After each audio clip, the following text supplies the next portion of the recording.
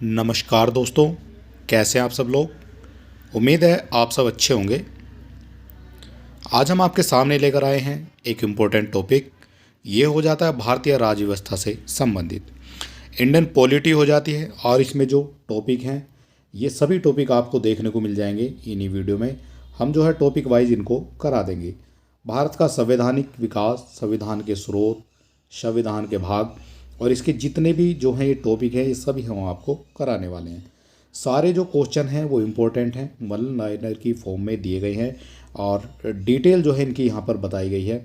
किस तरह से ईस्ट इंडिया कंपनी का शासन आ जाता है, ब्रिटिश ताज के जो अधीन है वो किस किस तरह से आ जाता है, और जो आपके एक्ट हैं 1773 का रेगुलेटिंग एक्ट, या फिर आपका 1784 का पिट्स इंडिया, या फिर आपके जितने भी चार्टर्ड एक्ट आए हैं, और इनकी सभी की जो है बात हम करने वाले हैं इसी वीडियो में।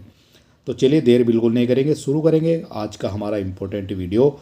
भारत का संवैधानिक विकास, ये भारतीय राज्य व्यवस्था से संबंधित है और जितने भी आपके विषय हैं, चाहे आर का है या यूपी का है, यूपी का है, सभी के लिए जो है इम्पोर्टेंट होने वाला है वीडियो।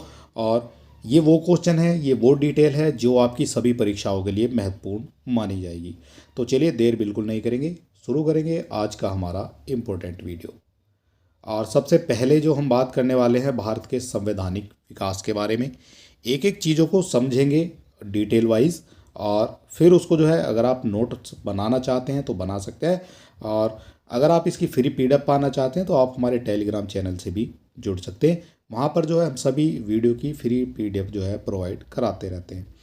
तो चलिए देख लेते हैं आज का हमारा क्या कहा गया है पहले टॉपिक में। भारत का संवैधानिक जो विकास है वो किस किस तरह से हो जाता है देख लेते हैं। संविधान नियमों अथवा कानूनों का एक संग्रह है। जो संविधान है हमारा, उसमें कुछ नियम दिए गए हैं, कुछ कानून दिए गए हैं, जिसके आधार पर किसी देश का शासन संचालित किया जाता है। यानी आप कह सकते हैं संविधान जब बना है तो उसमें जो है काफ़ी सारे नियम, कानून, लॉ वो डाले गए हैं, ताकि एक देश का जो प्रशासन है वो किस तरह से शासन होना चाहिए, प्रशासन होना चाहिए, और क्या क्या वहाँ के जो लोग हैं उनको क्या क्या सुविधाएं मिलनी चाहिए, उनकी सुरक्षा की भी बात आएगी। ठीक है, तो इस तरह से उन सभी चीज़ों को जो है वो एक कुछ जो डॉक्यूमेंट्स उसके बनाए जाते हैं लिखित में, तो उसी को जो है यहाँ पर संविधान कह दिया गया है। भारत का भी अपना एक संविधान है, और भारतीय संविधान के विकास को भारत में कंपनी के शासन तथा ब्रिटिश क्राउन के शासन के तहत निर्मित अधिनियमों के विकास के रूप में समझा जा सकता है। दो चीज़ें आपको यहाँ पर देखनी है, एक तो कंपनी का शासन इम्पोर्टेंट, और एक हो जाता है ब्रिटिश क्राउन का शासन। इसी के बारे में हम जो है आगे बात करने वाले हैं इस वीडियो में। ठीक है, तो दो चीज़ें आपने समझ ली है। तो सबसे पहले जो बात आती है वो आती है यहाँ पर ईस्ट इंडिया कंपनी की। ठीक है, तो अभी आपको बताया ना कंपनी का शासन, तो ये जो कंपनी का शासन है वो ये कंपनी हो जाती है ईस्ट इंडिया कंपनी। इसके कंपनी के शासन हेतु पारित जो ब्रिटिश संसदीय अधिनियम है ये आपको देखने को मिल जाएंगे 1773 से और 1853 तक। ठीक है, तो ये सारे क्या हैं, तो ये ईस्ट इंडिया कंपनी के जो पारित जो हुए थे वो संसदीय सारे अधिनियम है।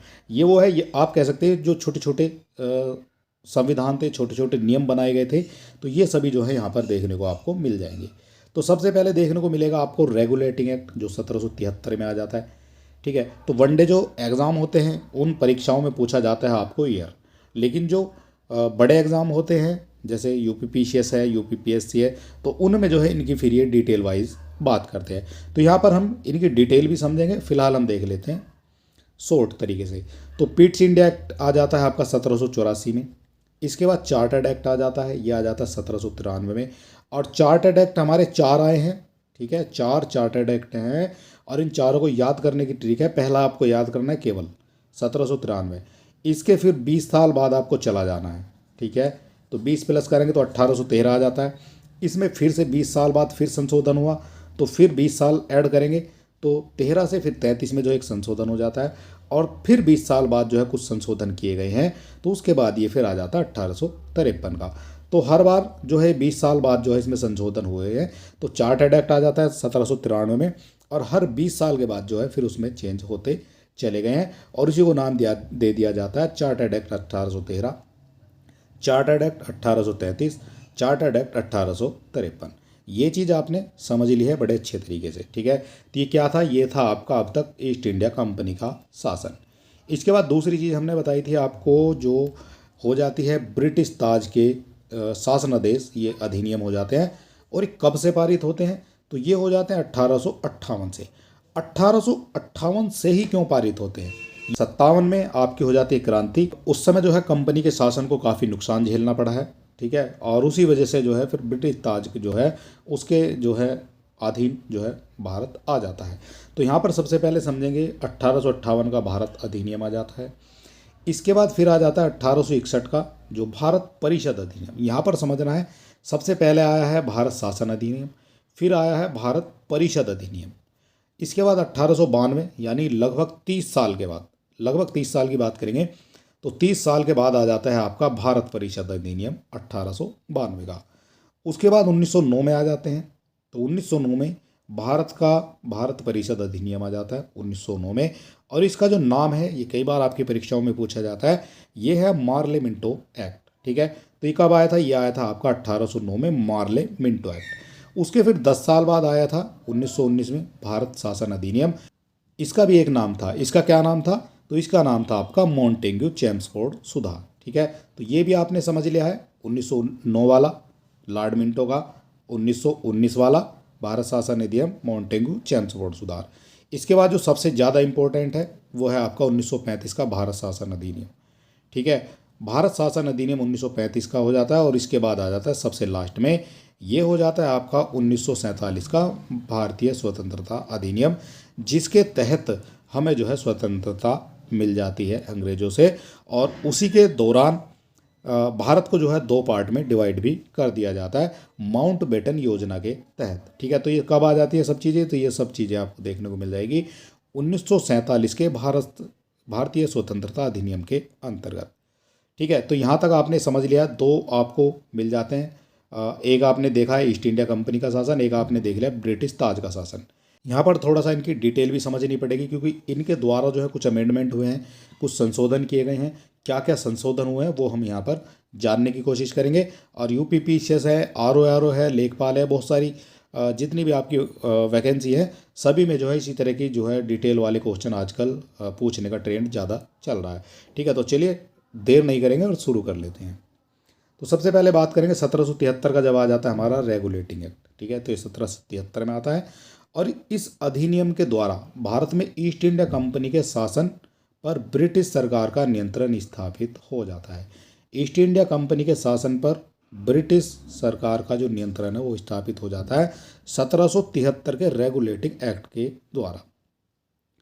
इसके बाद इस अधिनियम के तहत बंगाल के गवर्नर को बंगाल का गवर्नर जनरल पद का नाम दे दिया जाता है। तो सबसे पहले जो बंगाल पर जो है शासन हो जाता है अंग्रेजों का, और बंगाल के जो गवर्नर थे उनको बंगाल का गवर्नर जनरल नियुक्त कर दिया जाता है। तो ये कई बार आपको देखने को मिलेगा इसी वीडियो में, क्योंकि कभी इसको गवर्नर जनरल कह दिया जाएगा, कभी वायसराय कर दिया जाएगा, कभी जनरल कर दिया जाएगा, कभी गवर्नर कर दिया जाएगा। तो इस चीज़ को आपको थोड़ा सा समझते हुए चलना है। तो यहाँ पर आपने देख लिया, जो बंगाल के गवर्नर जनरल थे, बंगाल के गवर्नर थे उनको बंगाल का गवर्नर जनरल बना दिया जाता है 1773 के रेगुलेटिंग एक्ट के द्वारा, ठीक। इतनी बात आपने समझ ली है। अब बात आती है बंगाल के गवर्नर जनरल की सहायता के लिए 4 सदस्यीय कार्यकारी परिषद का गठन किया गया था, जिनका कार्यकाल 5 वर्ष निर्धारित किया गया था।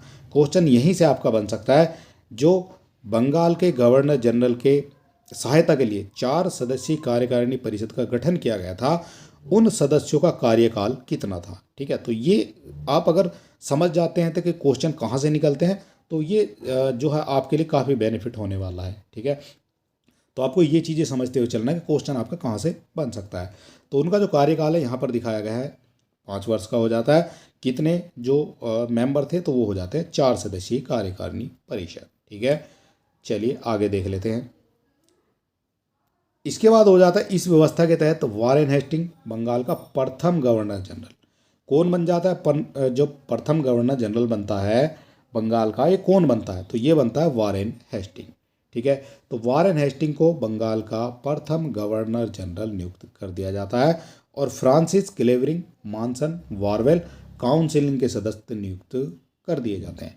नाम आपको याद रखने हैं, एक आपके हो जाते हैं फ्रांसिस, दूसरे क्लेवरर, तीसरे मानसन और चौथे हो जाते हैं बारवेल।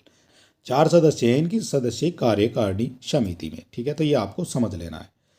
इस व्यवस्था के तहत मद्रास एवं बम्बई के गवर्नर को बंगाल के गवर्नर जनरल के अधीन कर दिया जाता है।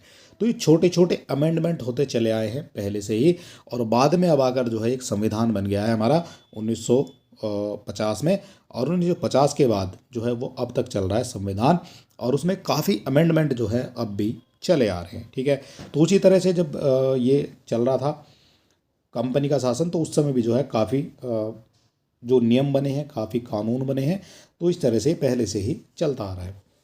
ठीक है, तो ये चीज़ आपने समझ ली है। मद्रास और बम्बई के गवर्नर को बंगाल के गवर्नर जनरल के अधीन कर दिया जाता है, यानी सबसे ज़्यादा जो वैल्यू हो गई वो हो गई है बंगाल के गवर्नर की, गवर्नर जनरल की। इसके बाद 1773 के रेगुलेटिंग एक्ट के तहत ही 1774 में बंगाल यानी कलकत्ता में एक उच्चतम न्यायालय की स्थापना की गई थी। कब की गई थी? तो ये 1774 में की गई थी। ठीक है, ये आपको याद रखना है। 1774 में की जाती है बंगाल में उच्चतम न्यायालय की स्थापना, जिसमें एक मुख्य न्यायाधीश तथा 3 अन्य न्यायाधीश रखे गए थे। ठीक है, तो एक मुख्य न्यायाधीश और 3 अन्य न्यायाधीश हो जाते हैं आपके उसके अंदर। ठीक है, कब आया था? 1774 में आया था। इसके बाद आपको यहाँ नोट करना है, इस उच्चतम न्यायालय के प्रथम जो मुख्य न्यायाधीश थे वो थे सर एलिजा इम्पे। प्रथम की बात हो रही है, इंपॉर्टेंट हो जाएगा यहाँ पर। प्रथम मुख्य न्यायाधीश सर एलिजा इम्पे हो जाते हैं, जबकि 3 अन्य न्यायाधीशों में चैम्बर, लिमेस्टर और हाइड, ये हो जाते हैं बाकी 3 अन्य न्यायाधीश। ठीक है, तो एक मुख्य न्यायाधीश और 3 अन्य न्यायाधीश। ठीक, चारों के आपको नाम पता चल गए। जो मुख्य थे वो हो जाते एलिजा इम्पे। ये बात हो रही है 1773 के रेगुलेटिंग एक्ट के तहत। ठीक है, और बाकी जो 3 हैं उनमें चैम्बर्स आ जाते हैं, लिमेस्टर और हाइड आ जाते हैं। इतनी चीज़ आपने यहाँ पर समझ ली है। इस व्यवस्था के तहत कंपनी के कर्मचारियों को निजी व्यापार करने तथा भारतीयों से उपहार लेने से प्रतिबंधित किया गया था। जो ये व्यवस्था थी, कोई भी जो कर्मचारी था वो निजी व्यापार करने से और भारतीयों से उपहार लेने से जो है उनको प्रतिबंधित कर दिया गया था।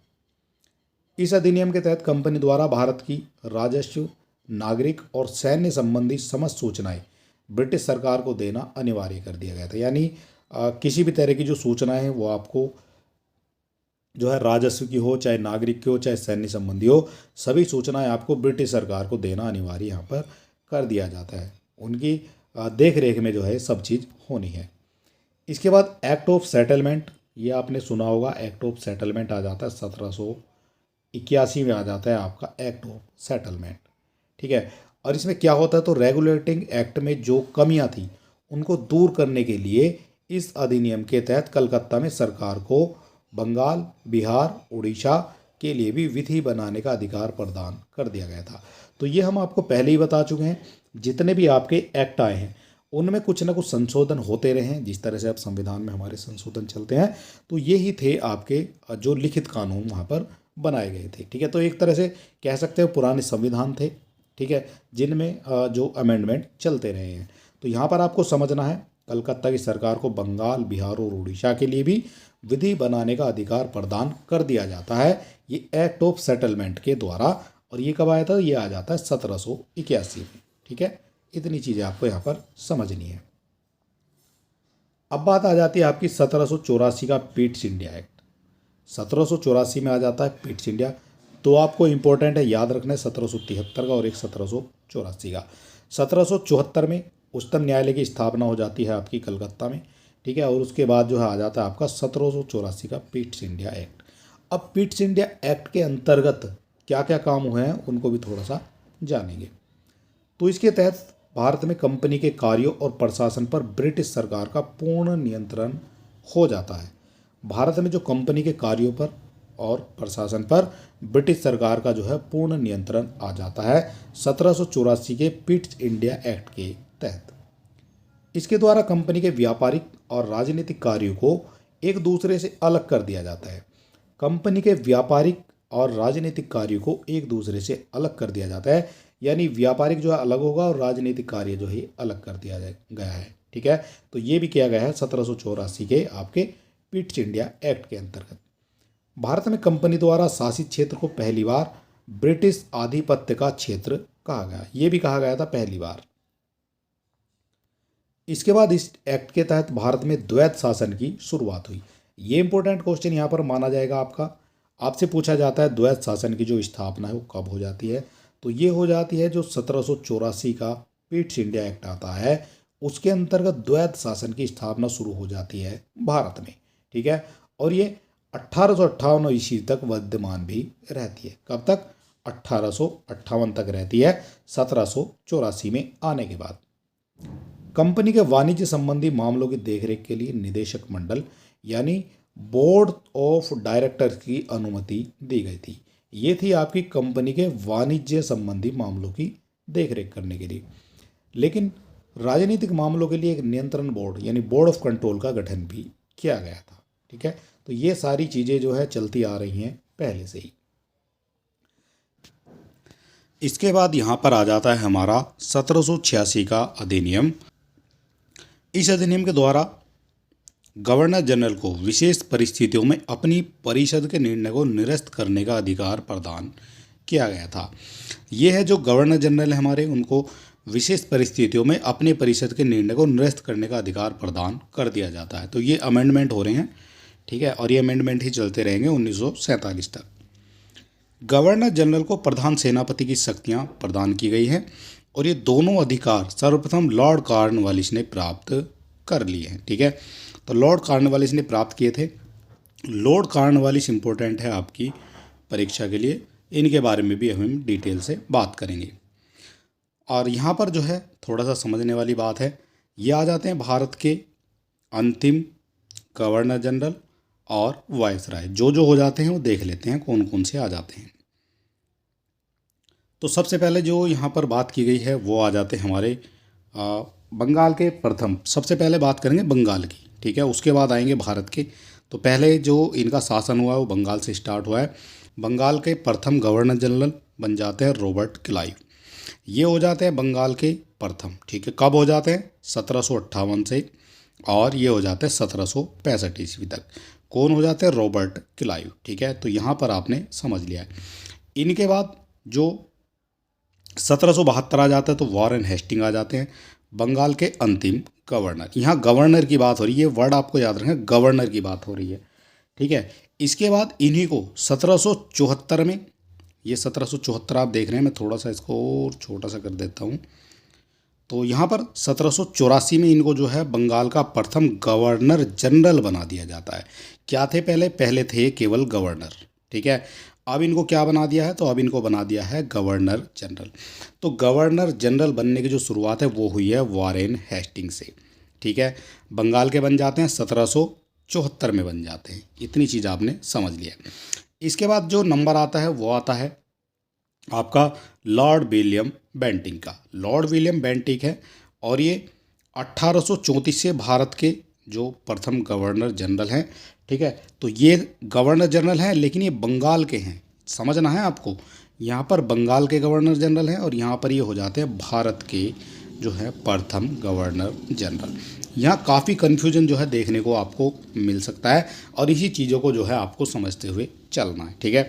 तो सबसे पहले बंगाल के गवर्नर आ जाते हैं, फिर बंगाल के अंतिम गवर्नर आ जाते हैं वॉरेन हेस्टिंग, और वॉरेन हेस्टिंग को ही गवर्नर जनरल बना दिया जाता है बंगाल का, ठीक है। तो बंगाल के पहले गवर्नर जनरल की बात करेंगे तो ये बंगाल के पहले गवर्नर जनरल कौन है? तो वॉरेन हेस्टिंग। और इसके बाद बंगाल के अंतिम गवर्नर जनरल हैं आपके लॉर्ड विलियम बेंटिंक, और इन्हीं को जो है पूरे भारत का जो है गवर्नर जनरल बना दिया जाता है, ठीक है। तो इतनी चीज़ आपने यहाँ पर समझ ली है। इसके बाद बात आती है हमारी 1858 पर।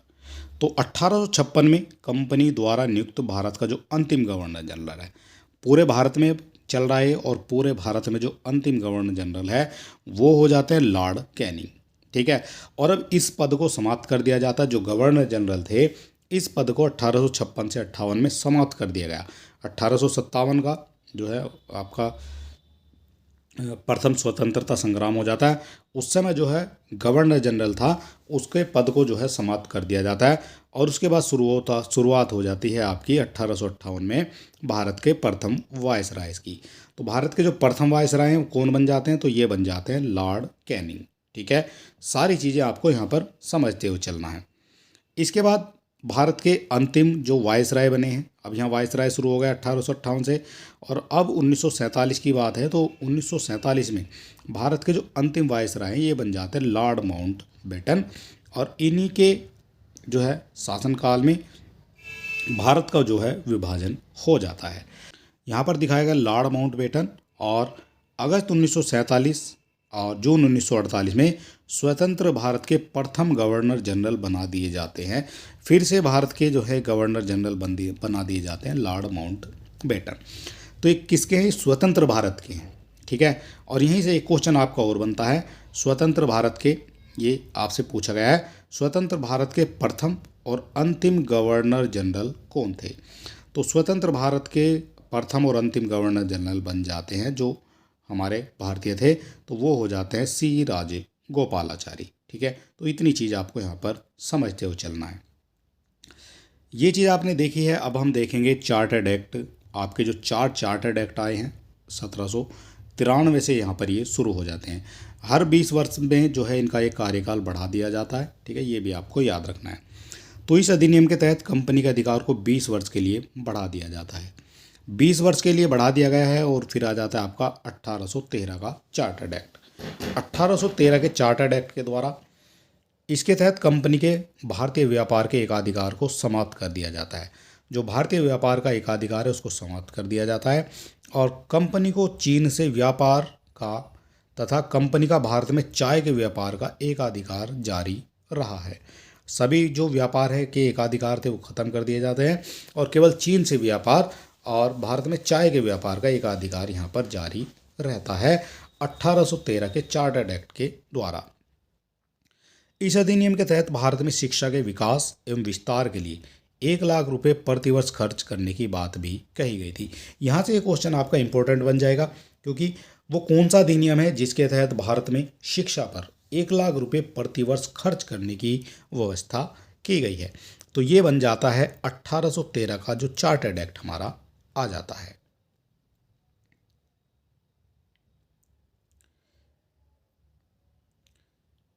इसके बाद हमारा जो अगला क्वेश्चन बनता है यहाँ पर, यह आ जाता है 20 साल बाद फिर आ जाता है 1833 का चार्टर्ड एक्ट। इन सभी के अंदर जो है काफ़ी सारे अमेंडमेंट किए गए हैं। ठीक है, तो उन सब को जो है वहाँ से आपके क्वेश्चन पूछे जाते रहे हैं। इस एक्ट के तहत बंगाल के गवर्नर जनरल को संपूर्ण भारत का गवर्नर जनरल बना दिया जाता है। ये पहले तो बंगाल का गवर्नर जनरल होता था, उसको जो है 1833 के चार्टर्ड एक्ट के द्वारा पूरे भारत का गवर्नर जनरल बना दिया जाता है। तो पूरे भारत का गवर्नर जनरल किसको बनाया गया है, तो यहाँ हमने आपको दिखाया था पूरे भारत का। तो भारत का बनाया गया था ये लॉर्ड विलियम बेंटिक को। ठीक है, पहले बंगाल के हो जाते हैं अंतिम गवर्नर जनरल, उसके बाद ये शक्ति आ जाती है पूरी भारत के पास, और भारत का जो प्रथम गवर्नर जनरल बना दिया जाता है लॉर्ड विलियम बेंटिक को। तो ये कौन सा जो अधिनियम है, तो ये अधिनियम आ जाता है आपका चार्टर्ड एक्ट अधिनियम 1813 का। ठीक है, ये चीज़ आपने यहाँ पर समझ ली है। इसके बाद इसके द्वारा कंपनी के समस्त व्यापारिक कार्य समाप्त कर दिए गए, और भविष्य में उसे केवल राजनीतिक कार्य ही करने थे, ऐसा कहा गया है। गवर्नर जनरल की परिषद में कानूनी सदस्य यानी चौथा सदस्य को जो है शामिल कर लिया जाता है। पहले इसमें 3 सदस्य थे, अब इसमें 4 सदस्य को शामिल कर लिया जाता है, और ये कर लिया जाता है सबसे पहले मैकाले को। ठीक है, तो मैकाले का जो है शिक्षा में काफ़ी महत्वपूर्ण योगदान माना जा सकता है।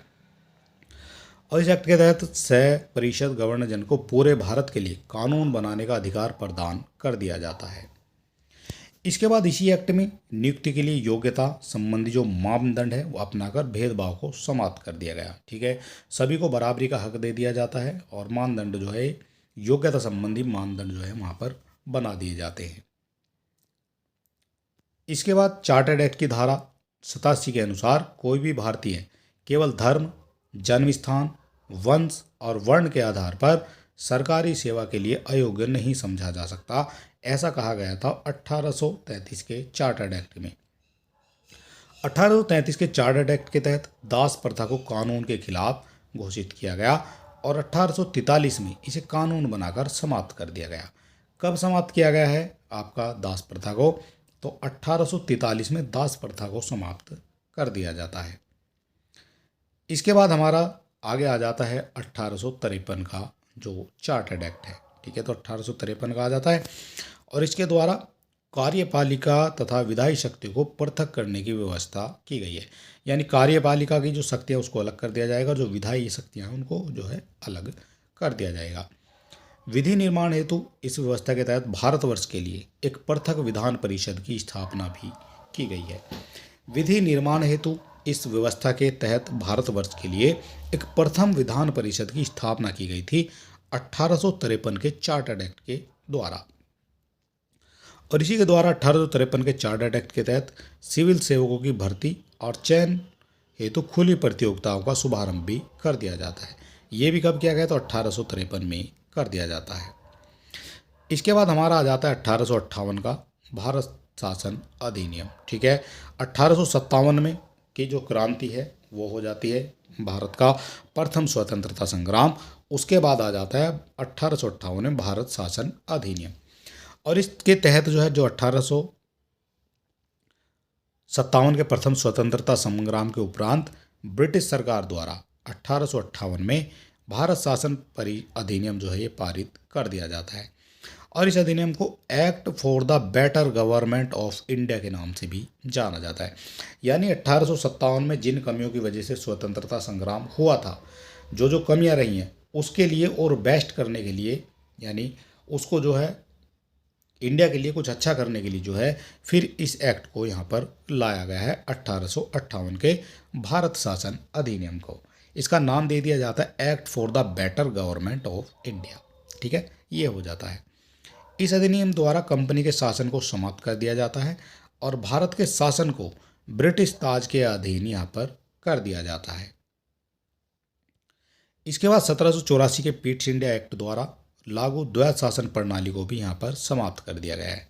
1784 में द्वैध शासन की घोषणा की गई थी, लेकिन 1858 का जो अधिनियम आया, जो भारत शासन अधिनियम है, उसके बाद जो है द्वैध शासन प्रणाली को यहाँ पर समाप्त कर दिया जाता है। भारत के गवर्नर जनरल को अब भारत के वायसराय के नाम से जाना जाने लगा, ठीक है। तो ये जाना जाने लगा है 1858 में।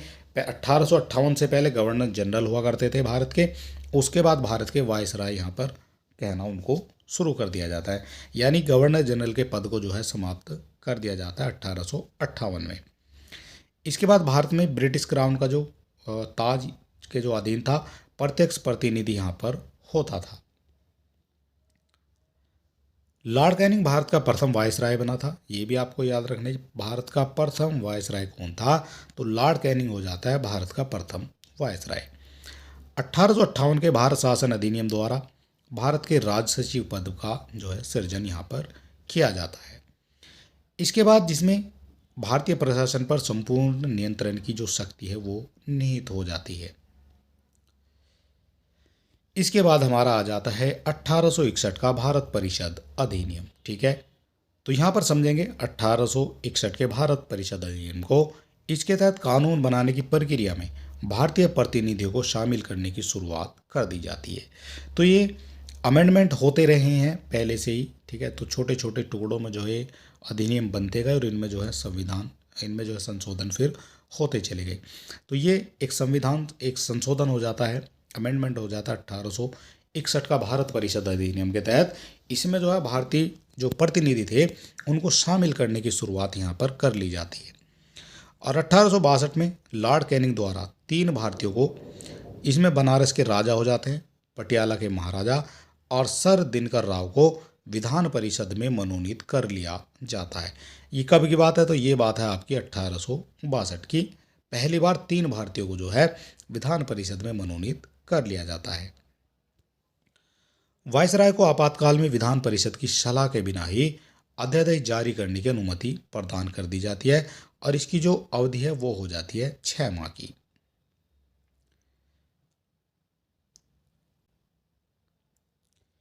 इसके बाद इस अधिनियम द्वारा वायसराय को नए प्रांतों की स्थापना तथा उनकी सीमाओं में परिवर्तन करने का अधिकार भी मिल जाता है। तो ये भी मिलता है आपका 1861 के भारत शासन अधिनियम के द्वारा। वायसराय को प्रांतों में विधान परिषदों की स्थापना की शक्ति प्रदान हो जाती है। इसके बाद 1862 में बंगाल, 1866 में उत्तर पश्चिमी सीमा प्रांत तथा 1897 में पंजाब विधान परिषदों का गठन भी किया जाता है। इसके बाद एक और अमेंडमेंट आ जाता है हमारा, ये होता है 1892 का भारत शासन अधिनियम, भारत परिषद अधिनियम। ये आ जाता है आपका 1892 में भारत परिषद अधिनियम। इसके तहत क्या क्या काम हुए हैं? तो इसके द्वारा एक सीमित एवं अप्रत्यक्ष निर्वाचन प्रणाली की शुरुआत की गई है। एक सीमित और अप्रत्यक्ष निर्वाचन प्रणाली की शुरुआत की गई है 1892 का भारत परिषद अधिनियम के द्वारा। केंद्रीय विधान परिषद के भारतीय सदस्यों को वार्षिक बजट पर बहस करने तथा सरकार से 6 दिन पूर्व नोटिस पर प्रश्न पूछने का अधिकार भी दिया गया है, परंतु पूरक प्रश्न पूछने तथा मतदान का अधिकार यहाँ पर नहीं दिया गया था। पूरक जो प्रश्न है उनको नहीं पूछा जाएगा और मतदान का अधिकार भी यहाँ पर नहीं दिया जाएगा। सीमित अर्थों में निर्वाचन पद्धति का आरंभ किया जाना इस अधिनियम की महत्वपूर्ण विशेषता हो जाती है। एक और इम्पोर्टेंट जो भारत परिषद अधिनियम है ये हो जाता है 1909 का, और इसको जाना जाता है मार्ले मिंटो सुधार के नाम से। ठीक है, तो ये भी एक अमेंडमेंट ही है और इसको मार्ले मिंटो सुधार के नाम से भी जाना जाता है 1909 के भारत परिषद अधिनियम की।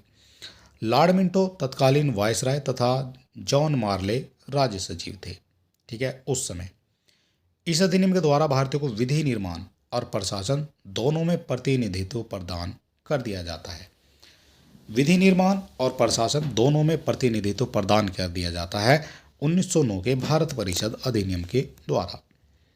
पहली बार किसी भारतीय को वायसराय की कार्यपालिका परिषद से जोड़ने का प्रावधान यहाँ पर किया जाता है। इसके बाद सत्येंद्र प्रसाद सिन्हा वायसराय की कार्यपालिका परिषद में प्रथम भारतीय सदस्य बने और उन्हें विधि सदस्य के रूप में शामिल कर लिया जाता है। तो सत्येंद्र प्रसाद सिन्हा हो जाते हैं वायसराय की कार्यपालिका परिषद के प्रथम भारतीय सदस्य। ये भी आपको यहाँ पर याद रखना चाहिए। इस अधिनियम ने केंद्रीय तथा प्रांतीय विधायिनी शक्ति को बढ़ा दिया। परिषद के सदस्यों को बजट एवं लोकहित के विषयों की विवेचना करने, प्रस्ताव लाने तथा प्रश्न पूछने के साथ पूरक प्रश्न करने का भी अधिकार यहाँ पर मिल जाता है। इस अधिनियम द्वारा मुसलमानों के लिए सांप्रदायिक प्रतिनिधित्व तथा अलग निर्वाचन क्षेत्रों की स्थापना भी कर ली जाती है। मुसलमानों के लिए सांप्रदायिक प्रतिनिधित्व तथा अलग निर्वाचन क्षेत्रों की स्थापना कर ली जाती है। तो ये सबसे ज़्यादा जो जाना जाता है वो इसीलिए जाना जाता है कि यहाँ पर जो है पृथक निर्वाचन की यहाँ पर बात कर ली जाती है। ठीक है, तो इसीलिए जो है इसको जाना जाता है। इसमें सांप्रदायिकता को वैधानिक रूप प्रदान कर दिया जाता है और लॉर्ड मिंटो को सांप्रदायिक निर्वाचन के जनक के रूप में भी जाना जाता है। तो ये क्वेश्चन यहाँ पर इंपॉर्टेंट हो सकता है, आपको ये जान लेना है। लॉर्ड मिंटो को जाना जाता है सांप्रदायिक निर्वाचन के जनक के रूप में। इसके बाद एक और इम्पोर्टेंट जो अधिनियम है वो आ जाता है 1919 का भारत शासन अधिनियम। तो ये आ जाता है, ये जाना जाता है मॉन्टेग्यू चेम्सफोर्ड सुधार के नाम से इसको जाना जाता है। ठीक है, यह है 1919 का भारत शासन अधिनियम। इस समय मॉन्टेग्यू भारत का राज्य सचिव जबकि चेम्सफोर्ड भारत का वायसराय था। ठीक है, तो इन दोनों का यहाँ पर नाम लिया गया है मॉन्टेग्यू चेम्सफोर्ड सुधार। प्रांतों में आंशिक उत्तरदायित्व शासन तथा द्वैध शासन की जो स्थापना की गई है और द्वैध शासन प्रणाली का जो जनक है वो माना जाता है लियोनेल कर्टिस को। ठीक है, तो द्वैध शासन प्रणाली का जनक लियोनेल कर्टिस को माना जाएगा। प्रांतीय विषयों को दो भागों इसमें हस्तांतरित और आरक्षित क्षेत्रों में बांटा गया है। ठीक है, तो प्रांतीय जो विषय थे उनको दो भाग कर दिए जाते हैं, एक हस्तांतरित और एक आ जाता है आपका आरक्षित। हस्तांतरित की बात करें तो हस्तांतरित विषयों का जो प्रशासन ये गवर्नर उन मंत्रियों की सहायता से करता था जो विधान परिषद के प्रति उत्तरदायी थे, जबकि आरक्षित विषयों पर गवर्नर जो कार्यपालिका परिषद की सहायता से शासन करता था। तो दो चीज़ आपको याद रखनी, एक हस्तांतरित हो जाता है और एक आपका आरक्षित क्षेत्र हो जाता है। इस अधिनियम के द्वारा पहली बार केंद्र में द्विसदनीय व्यवस्था स्थापित की गई है। ये भी यहाँ पर इंपॉर्टेंट हो सकता है।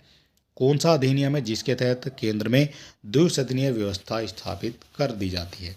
तो ये हो जाता है 1919 का भारत परिषद अधिनियम। इसके बाद इस अधिनियम के तहत पहली बार प्रत्यक्ष निर्वाचन की व्यवस्था प्रारंभ की गई है। प्रत्यक्ष निर्वाचन की जो व्यवस्था वो हो जाती है आपकी 1919 के भारत परिषद अधिनियम के द्वारा। भूमि, कर या आय के आधार पर सीमित संख्या में लोगों को मताधिकार जो है यहाँ पर प्रदान कर दिया जाता है।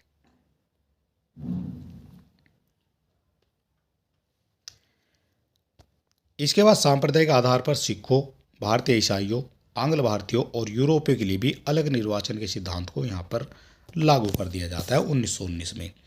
इस अधिनियम में पहली बार उत्तरदायी शासन शब्द का प्रयोग किया गया था। उत्तरदायी शासन शब्द का सर्वप्रथम प्रयोग किया गया था 1919 के भारत परिषद अधिनियम में। इस अधिनियम में एक लोक सेवा आयोग के गठन का भी प्रावधान कर दिया जाता है।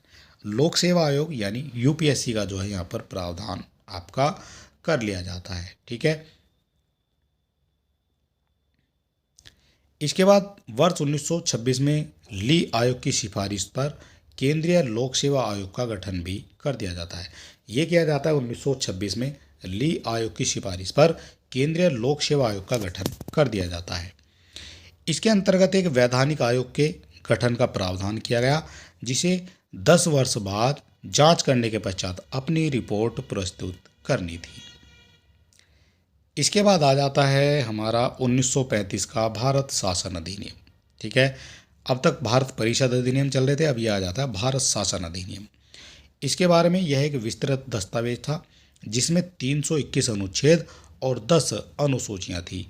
ठीक है। इसमें प्रस्तावना का अभाव था, यानी प्रस्तावना इसमें नहीं थी। तो यह आ जाता है आपका 1935 का भारत शासन अधिनियम। ठीक है। आपने यहाँ पर ये समझ लिया है। ये छोटे छोटे जो संविधान बने थे पहले, जो लिखित रूप में बने थे, उनके बारे में जो है हम यहाँ पर डिटेल से चर्चा कर रहे हैं। इस अधिनियम के द्वारा अखिल भारतीय संघ की स्थापना का प्रावधान किया गया, जिसे ब्रिटिश भारतीय प्रांत तथा कुछ भारतीय रियासतों को मिलाकर स्थापित किया जाना था। हालांकि यह व्यवस्था कभी भी अस्तित्व में नहीं आई, ये भी आपको याद रखना पड़ेगा। 1935 के भारत शासन अधिनियम के तहत प्रांतों में द्वैध शासन की जो व्यवस्था उसको समाप्त करके प्रांतों में समाप्त करके केंद्र में द्वैध शासन लागू कर दिया जाता है और प्रांतों को जो है स्वायत्तता भी प्रदान कर ली जाती है। तो ये भी आपको याद रखना, स्वायत्तता, केंद्र में द्वैध शासन लागू किया गया और प्रांतों को स्वायत्तता भी प्रदान कर दी जाती है। ठीक है। तो ये हो जाता है आपका 1935 के भारत शासन अधिनियम के अंतर्गत। कुछ प्रांतों में द्विसदनात्मक जो व्यवस्था है वो लागू कर दी जाती है और कुल 11 ब्रिटिश प्रांतों में 6 प्रांत, जिसमें बम्बई, मद्रास, बिहार, बंगाल, संयुक्त प्रांत और असम में विधान परिषद और विधान सभा की भी स्थापना कर दी जाती है। इस अधिनियम के तहत 1937 में एक संघीय न्यायालय की स्थापना भी की गई है। संघीय न्यायालय की जो स्थापना कब की गई है? तो ये की गई है 1937 में। भारत शासन अधिनियम 1858 द्वारा स्थापित भारत परिषद को समाप्त कर दिया जाता है 1937 में ही। 1935 के भारत शासन अधिनियम द्वारा बर्मा को ब्रिटिश भारत से पृथक कर दिया जाता है। तो बर्मा को पृथक किया जाता है 1935 के भारत शासन अधिनियम के द्वारा। ये भी आपसे क्वेश्चन बनता है, बर्मा को किस अधिनियम के द्वारा भारत से अलग किया गया है? तो 1935 के भारत शासन अधिनियम द्वारा अलग कर दिया जाता है और 2 नए प्रांत सिंध और उड़ीसा का निर्माण यहाँ पर देखने को आपको मिल जाता है। इस अधिनियम के तहत देश की मुद्रा और साख पर नियंत्रण के लिए भारतीय रिजर्व बैंक की स्थापना भी कर दी जाती है। ये कब होती है? तो ये होती है आपकी 1935 के भारत शासन अधिनियम के अंतर्गत भारतीय रिजर्व बैंक की स्थापना कर दी जाती है। 1935 के भारत शासन अधिनियम द्वारा लगभग 10% जनसंख्या को मताधिकार प्रदान कर दिया जाता है। 10% जनसंख्या को मताधिकार भी प्रदान कर दिया जाता है। इसके बाद इस अधिनियम के तहत एक संघीय लोक सेवा आयोग की स्थापना के प्रावधान के साथ साथ प्रांतीय सेवा आयोग तथा संयुक्त सेवा आयोग की स्थापना का प्रावधान भी कर दिया जाता है। एक और इम्पोर्टेंट अमेंडमेंट आ जाता है हमारा, ये हो जाता है 1947 का भारतीय स्वतंत्रता अधिनियम। ये लास्ट में है हमारा भारतीय स्वतंत्रता अधिनियम 1947 में आ जाता है। इससे पहले जो है स्वतंत्रता के लिए काफ़ी प्रयास किए गए हैं भारतीयों के द्वारा, और इसमें भारत में ब्रिटिश राज समाप्त कर अविभाजित भारत का विभाजन कर दो स्वतंत्र अधिराज्यों यानी डोमिनियन स्टेट भारत तथा पाकिस्तान की स्थापना कर दी जाती है। तो यहाँ पर जो है माउंटबेटन योजना के तहत इनको अलग अलग कर दिया जाता है, भारत और पाकिस्तान को। इसने दोनों अधिराज्यों की संविधान सभाओं को अपने देश का संविधान बनाने और उसके लिए किसी भी देश के संविधान को अपनाने की शक्ति भी दी थी। इसके बाद भारतीय स्वतंत्रता अधिनियम 1947 ने 15 अगस्त 1947 को भारत को स्वतंत्र एवं संप्रभु राष्ट्र घोषित कर दिया है। ठीक है, तो ये किया गया भारतीय स्वतंत्रता अधिनियम 1947 के द्वारा। इसके बाद इस अधिनियम के तहत ब्रिटिश शाही उपाधि से भारत का सम्राट शब्द को समाप्त कर दिया जाता है। भारतीय रियासतों को यह स्वतंत्रता दी थी कि भारत अधिराज्य या पाकिस्तान अधिराज्य के साथ मिल सकती है या फिर स्वतंत्र रह सकती है। प्रत्येक अधिराज्य द्वारा अपना संविधान बनने तक भारत शासन अधिनियम 1935 के तहत ही शासन संचालित किए जाने की व्यवस्था भी कर दी जाती है। ठीक है, जब तक संविधान नहीं बनेगा तब तक जो 1935 के तहत ही शासन संचालित चलते रहेंगे।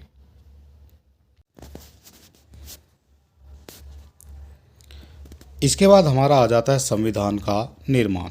ठीक है, तो संविधान की आवश्यकता हो जाती है और संविधान का जो निर्माण है वो किस किस तरह से हो जाता है, यहाँ पर जो है उसको भी समझने की कोशिश करेंगे। ये पूरा जो राज्य व्यवस्था है उसको हम 4 से 5 वीडियो में आपको कवर करा देंगे। भारतीय की ओर से संविधान सभा की सर्वप्रथम मांग की गई थी और ये की गई थी 1934 में रांची में स्वराज पार्टी के द्वारा जो है ये मांग कर दी जाती है। क्वेश्चन यहीं से बनेगा, जो भारतीय की ओर से संविधान सभा की मांग सर्वप्रथम कब की गई थी। ईयर आपको याद रखना है, मई 1934 में की गई थी। कहाँ की गई थी? रांची में की गई थी। किसके द्वारा की गई थी? स्वराज पार्टी के द्वारा कर दी जाती है। 1934 में ही भारत में संविधान सभा के गठन का विचार एम.एन. राय ने दे दिया था। तो 1934 में ही दिया था संविधान सभा के गठन का विचार एम.एन. राय के द्वारा। ये क्वेश्चन भी आपका बनता है। भारतीय राष्ट्रीय कांग्रेस के स्तर पर भी पहली बार स्वराज पार्टी के बाद पटना में मई 1934 में ही संविधान निर्माण के लिए एक आधिकारिक रूप से संविधान सभा की मांग कर दी जाती है। तो भारतीय राष्ट्रीय कांग्रेस के द्वारा भी कर दी जाती है स्वराज पार्टी के बाद में। इसके बाद जिसकी पुष्टि कांग्रेस ने 1936 के फैजपुर अधिवेशन में कर दी थी। एक निर्वाचित संविधान सभा द्वारा भारत के संविधान का निर्माण का जो प्रस्ताव है वो सर्वप्रथम 1942 में क्रिप्स मिशन द्वारा दिया गया था। तो क्रिप्स मिशन कब आया था, ये क्वेश्चन आपसे पूछा जाता है। तो क्रिप्स मिशन आ जाता है 1942 में, और इसके द्वारा एक निर्वाचित संविधान सभा द्वारा भारत के संविधान का निर्माण करने का प्रस्ताव 1942 में क्रिप्स मिशन द्वारा दे दिया जाता है। 1946 में कैबिनेट मिशन के तहत भारतीय संविधान सभा का गठन का प्रस्ताव भी दे दिया जाता है। 1946 में आया था आपका कैबिनेट मिशन, उसके तहत ही भारतीय संविधान सभा के गठन का प्रस्ताव हो जाता है। इसके बाद कैबिनेट मिशन की रिपोर्ट के अनुसार संविधान सभा निर्वाचित होनी थी और प्रांतों का जो प्रतिनिधित्व जनसंख्या के आधार पर तय किया गया था। जनसंख्या कितनी है उसके आधार पर जो है प्रतिनिधित्व तय किए जाएंगे। इसके तहत मोटे तौर पर प्रति 10 लाख व्यक्तियों पर जो है एक प्रतिनिधि का निर्वाचन की व्यवस्था जो है प्रस्तावित कर दी जाती है। यानी 10 लाख लोगों पर जो है एक प्रतिनिधि आपको देखने को मिल जाएगा। कैबिनेट मिशन के तहत संविधान सभा के कुल सदस्यों की जो संख्या है वो 389 निर्धारित कर दी जाती है। ये कर दी जाती है कैबिनेट मिशन के तहत संविधान के कुल सदस्यों की संख्या। और इन 389 में 296 जो सीटें थी वो ब्रिटिश भारत से थी और 93 सीटें हो जाती हैं आपकी देशी रियासतों से। इनसे भी आपके क्वेश्चन बनते हैं कि ब्रिटिश भारत से कितनी सीटें थी और जो है देशी रियासतों से कितनी सीटें थी। ब्रिटिश भारत को आवंटित 296 सीटों में से 292 का चयन 11 गवर्नर जनरलों के प्रांतों से तथा 4 का चयन जो है मुख्य आयुक्तों के प्रांतों से किया जाना था। देशी रियासतों के प्रतिनिधियों का जो चयन है वो रियासतों के प्रमुखों द्वारा किया जाना था जो देशी रियासतें थी। इसके बाद प्रांतों को आवंटित की गई सीटों का निर्धारण 3 समुदायों जिसमें मुस्लिम, सिख और सामान्य के आधार पर विभाजित कर दिया जाता है। संविधान सभा मुख्यतः अप्रत्यक्ष निर्वाचन का परिणाम थी। जो संविधान सभा थी ये मुख्यतः अप्रत्यक्ष निर्वाचन का परिणाम थी। प्रांतों की विधानसभाओं के निर्वाचित प्रतिनिधियों का उपयोग निर्वाचक मंडल के रूप में किया जाना था। इसके बाद यह जो निर्वाचन वयस्क मताधिकार पर आधारित नहीं था, वयस्क मताधिकार पर जो है ये आधारित नहीं था और 1935 के अधिनियम के अनुसार मताधिकार कर शिक्षा एवं संपत्ति के आधार पर सीमित था। अब यहाँ से आ जाती है आपकी संविधान सभा की पहली बैठक। तो संविधान सभा की जो पहली बैठक है ये हो जाती है 9 दिसंबर 1946 को नई दिल्ली में संपन्न हो जाती है।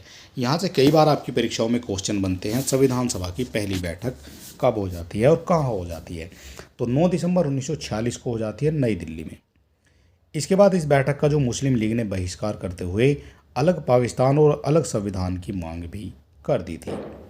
ठीक है, तो इसी में जो पहली बैठक थी उसमें मुस्लिम लीग ने जो है इसका बहिष्कार कर दिया और पाकिस्तान को अलग जो है बनाने की मांग कर दी थी। पहली बैठक में केवल 207 सदस्य जिनमें 9 महिलाएं थी उपस्थित रहे जो कांग्रेस के सदस्य थे।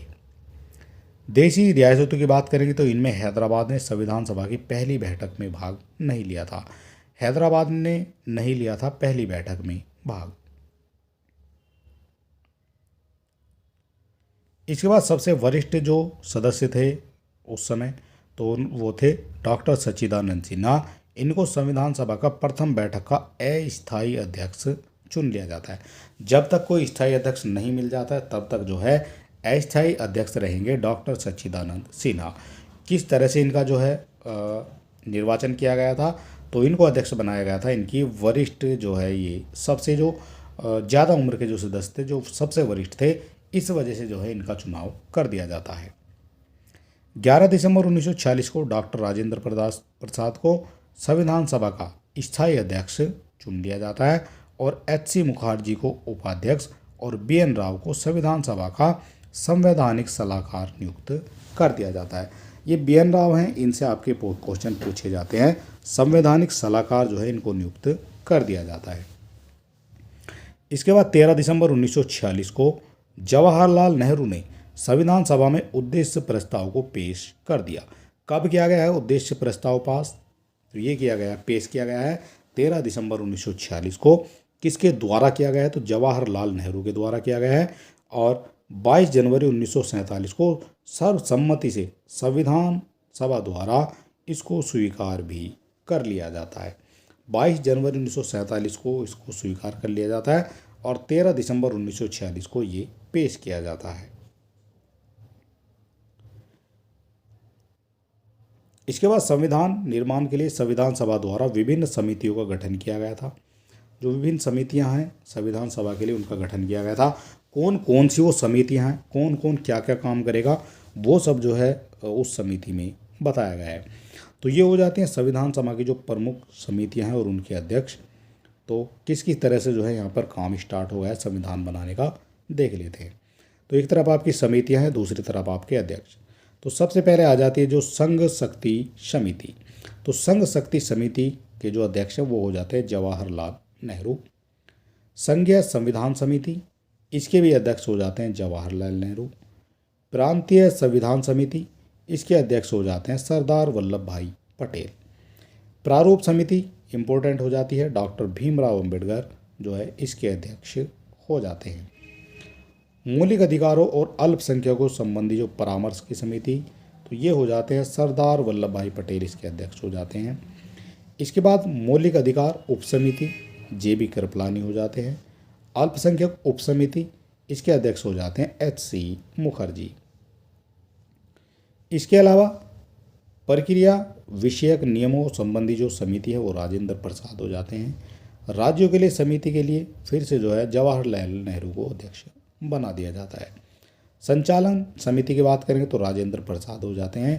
तदर्थ राष्ट्रीय ध्वज समिति, ये भी आपके राजेंद्र प्रसाद हो जाते हैं। कार्य संचालन यानी ऑर्डर ऑफ बिजनेस के जो संबंधी समिति थी, इसके अध्यक्ष बना दिए जाते हैं KM मुंशी को।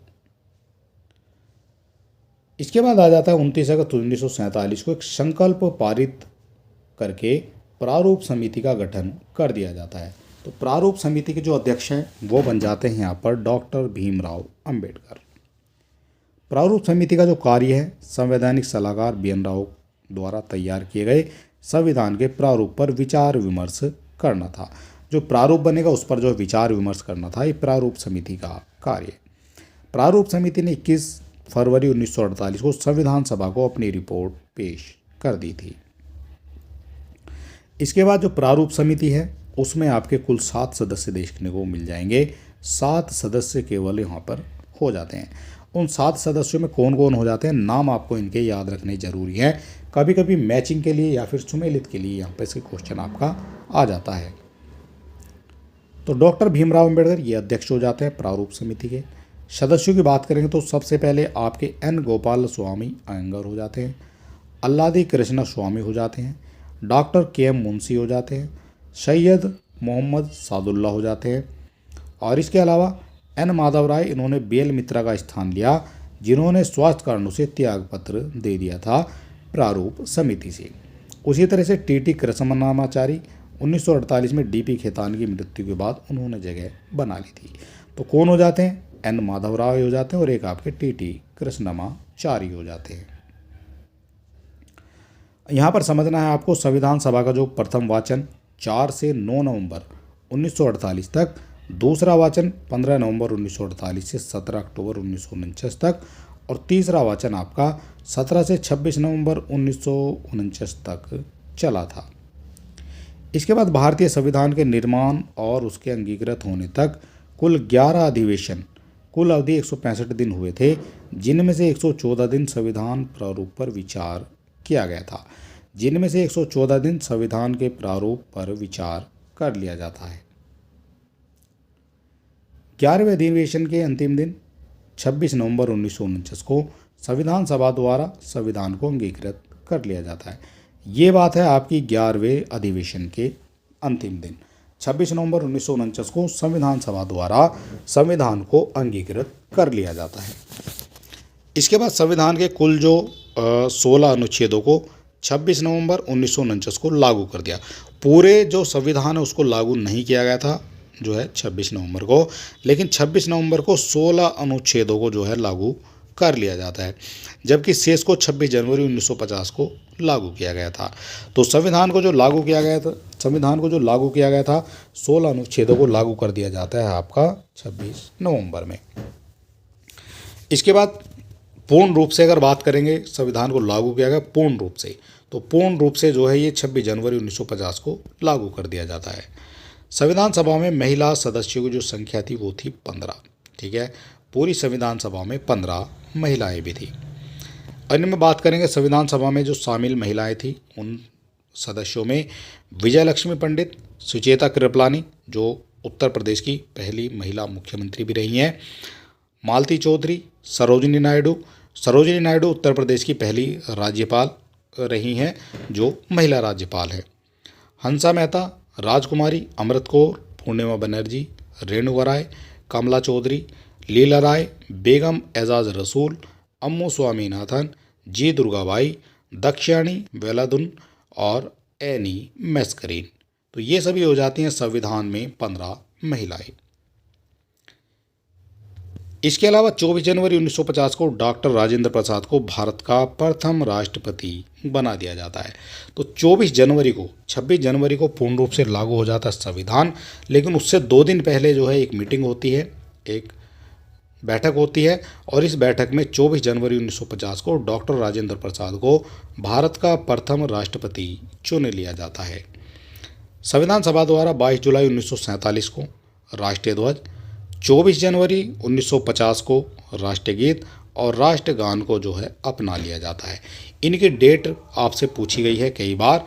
22 जुलाई को आपका जो है राष्ट्रीय ध्वज को अपनाया गया है, 24 जनवरी 1950 को राष्ट्रीय गीत और राष्ट्रगान को अपनाया गया है। संविधान सभा द्वारा मई 1949 में राष्ट्रमंडल में भारत की सदस्यता का जो है सत्यापन कर लिया जाता है। इसके बाद यहाँ पर संविधान सभा के जो महत्वपूर्ण तथ्य हैं वो क्या क्या हो जाते हैं। तो पहली बैठक आपसे पूछी जाती है 9 दिसंबर 1946 को हो जाती है। दूसरी पूछी जाएगी तो 11 दिसंबर को, यानी 2 दिन बाद ही आपको दूसरी हो जाती है। सबसे पहले बात करेंगे जो पहली बैठक, उसमें अस्थायी अध्यक्ष बना दिया जाता है सच्चिदानंद सिन्हा को। इसके बाद 2 दिन बाद जो 11 दिसंबर में होती है तो उसमें स्थायी अध्यक्ष बना दिया जाता है डॉक्टर राजेंद्र प्रसाद को। उपाध्यक्ष बना दिया जाता है HC मुखर्जी को। संवैधानिक सलाहकार हो जाते हैं BN राव, कई बार आपसे पूछा गया है। संविधान में निर्माण में लगा समय तो 2 वर्ष 11 माह और 18 दिन का जो है समय लग जाता है संविधान के निर्माण में। प्रारूप पर बहस की बात करेंगे तो 114 दिन तक चली है प्रारूप पर बहस। कुल व्यय की बात करेंगे तो 63,96,729 रुपये लग जाते हैं। कुल वाचन की बात करेंगे तो 3 वाचन हो जाते हैं। संविधान अपनाएगा तो अपनाया था ये आपका 26 नवंबर 1949 को, जब आंशिक रूप से इसको लागू कर दिया जाता है। इसके बाद संविधान लागू हुआ पूर्ण रूप से, तो पूर्ण रूप से हो जाता है ये 26 जनवरी 1950 को। सारी चीज़ें आपको याद रखनी है और यहीं से आपके क्वेश्चन बनते हैं। कैबिनेट मिशन योजना के आधार पर भारत के लिए अंतिम सरकार का गठन कर लिया जाता है। अंतिम सरकार का गठन कर लिया जाता है कैबिनेट मिशन योजना के आधार पर। 2 सितंबर 1946 को अंतरिम सरकार का गठन किया गया। इसमें मुस्लिम लीग के सदस्य शामिल नहीं हुए, हालांकि उनके शामिल होने का जो विकल्प है वो खुला रखा गया था। इसके बाद 26 अक्टूबर 1946 को जब सरकार का पुनर्गठन किया गया तब मुस्लिम लीग के 5 प्रतिनिधियों, उनमें लियाकत अली, जोगेंद्र नाथ मंडल, आई चुंद्रीकर, अब्दुल रब नस्तर और गजनफर अली को कैबिनेट में शामिल कर लिया जाता है। इसके बाद यहाँ पर बात करेंगे हम अंतरिम मंत्रिमंडल, जो आपका हो जाता है 1946 में अनंतरिम मंत्रिमंडल। और इसमें जो है यहाँ पर एक तरफ आपके मंत्री दिखाए गए, एक तरफ आपके मंत्रालय दिखाए गए हैं। तो बात करेंगे यहाँ पर सबसे पहले आ जाते हैं आपके जवाहरलाल नेहरू। इनको उपाध्यक्ष बना दिया जाता है विदेश एवं राष्ट्रमंडल संबंधी मामलों का। सरदार वल्लभ भाई पटेल सूचना एवं प्रसारण तथा गृह मंत्री हो जाते हैं। सी राजगोपालचारी शिक्षा मंत्री हो जाते हैं। लियाकत अली वित्त मंत्री हो जाते हैं। जोगेंद्र नाथ मंडल ये विधि मंत्री हो जाते हैं। आसफ अली ये रेल मंत्री हो जाते हैं। आपसे पूछा गया है कि पहले रेल मंत्री कौन थे, तो ये हो जाते हैं आसफ अली। इसके बाद बात की गई है आपकी जो डॉक्टर राजेंद्र प्रसाद है, ये खाद्य और कृषि मंत्री हो जाते हैं। HC भाभा कार्य खनन और शक्ति मंत्री हो जाते हैं। बलदेव सिंह ये रक्षा मंत्री हो जाते हैं। कई बार आपके लिए जो है क्वेश्चन बनता है यहाँ पर, ठीक है। तो पहले जो रक्षा मंत्री थे वो हो जाते हैं बलदेव सिंह। इसके बाद आ जाता है आपका आई चुंद्रीकर, ये वाणिज्य मंत्री हो जाते हैं। अब्दुल रब नस्तर ये संचार डाक और वायु मंत्री हो जाते हैं।